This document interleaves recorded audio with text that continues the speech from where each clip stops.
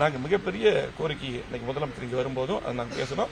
கோரிக்கை நாங்கள் ஒரு புக்லெட் மாதிரியே ரெடி பண்ணி அன்னைக்கு சொன்னோம். நான் சட்டமன்றத்தில் அன்னைக்கு பேசும்போது சொன்னேன், அம்மாவுடைய திட்டங்கள் தொடரணும். குறிப்பாக பார்த்தீங்கன்னா அம்மா உணவகம், தாலிக்கு தங்கம், அம்மா மினி கிளினிக், அம்மா குடிநீர், குடிமராமத்து திட்டம், அதே போல பார்த்தீங்கன்னா கலகாட்சியில் 7.5% நாங்கள் கொண்டு வந்தோம். அதை 10% உயர்த்த வேண்டும்.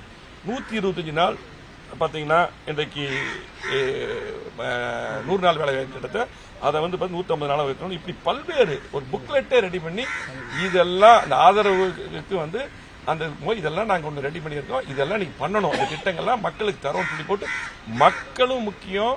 அதே போல பார்த்தீங்கன்னா இன்றைக்கு நாங்கள் எங்க பின்னாடி திமுக எதிர்ப்பு முக்கியம். இப்படி அரசியல் அவங்க பண்ணி வந்தங்காட்டி தான் 2 பேரும் ஒரே கோட்டில் வந்தங்காட்டி தான் நாங்கள் அந்த ஆதரவு கொடுத்தோம்.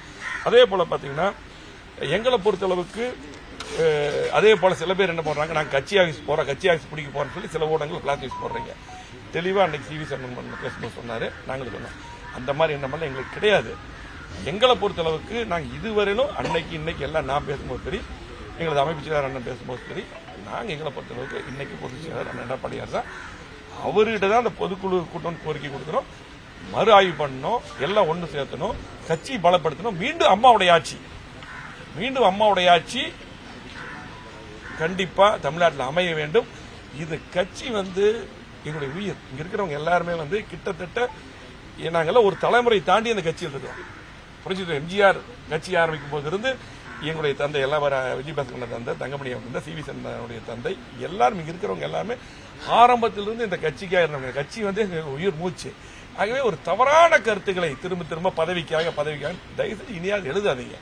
அதாவது யார் பதவி கொடுக்கணும் அவங்களும் தெளிவுபடுத்தி பேட்டியே கூட சொல்லிட்டாங்க 3 நாளைக்கு முன்னாடி. அதாவது நேற்று அமைச்சரா போடுறாங்க, அதுக்கு முன்னாடியே 2 நாளைக்கு முன்னாடி சொல்லிட்டாங்க. அவங்க அப்படி எதிர்பார்த்து வரல, எங்களுக்கு மக்கள் ஆதரவு இருக்கு, அந்த அடிப்படையில் தான் வர்றாங்க சொல்லி போட்டாகவே இப்படி பாத்தீங்கன்னா ஒரு பல கோரிக்கைகள்.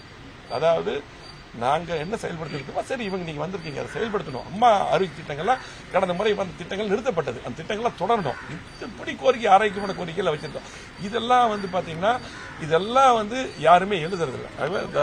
ஆகவே பாத்தீங்கன்னா தயவு செஞ்சு இனியாவது பாத்தீங்கன்னா கண்டிப்பாக நீங்க மீண்டும் அம்மாவுடைய ஆட்சி அமைய எங்களை பொறுத்தளவுக்கு, நாங்க கட்சியை பொறுத்தளவுக்கு எந்த காலத்தில் அன்னைக்கு சொல்லியிருக்கோம், எங்களுக்கு உடைக்கவோ பிரிக்கவோ அந்த எண்ணமெல்லாம் கிடையாது. எங்களை பொறுத்தளவுக்கு இன்னைக்கு தோல்வியை நாங்கள் ஒத்துக்கிறோம், அதை ஆராயணும், நாங்கள் ஆராய்வோம். அதே போல பாத்தீங்கன்னா மீண்டும் அம்மாவுடைய ஆட்சி மீண்டும் தமிழகத்தில் வருவதற்கு, அதிமுக ஆட்சி கொண்டு வருவதற்கு, எம்ஜிஆருடைய ஆட்சி கொண்டு வருவதற்கு நாங்கள் பாடுபடுவோம்.